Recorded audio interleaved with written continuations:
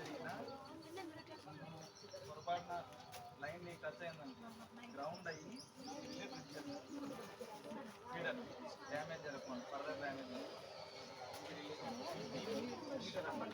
మన ఇంట్లో మీటర్ ఉంటుంది కదా, అలాంటిది పెద్దది మీటర్ ఇది. ఈ మీటర్ ద్వారా మనకి బయటికి కరెంట్ బిల్ ఇస్తారు కదా, అట్లనే ఈ మీటర్ కూడా బయటికి కరెంట్ ఎంత పోయిందనేది అంటే రాసుకోవడం అన్నమాట.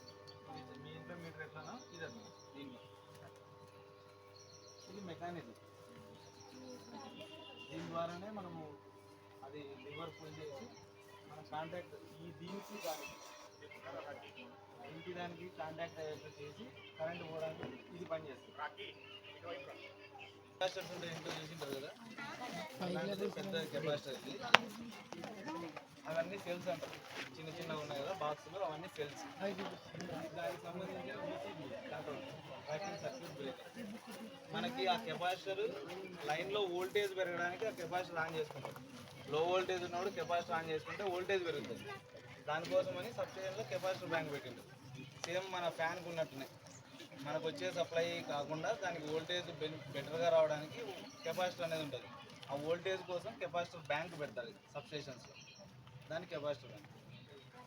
ఏమన్నా ఎక్విప్మెంట్ మీకు ఏమన్నా డౌట్ ఉంటే అడగండి.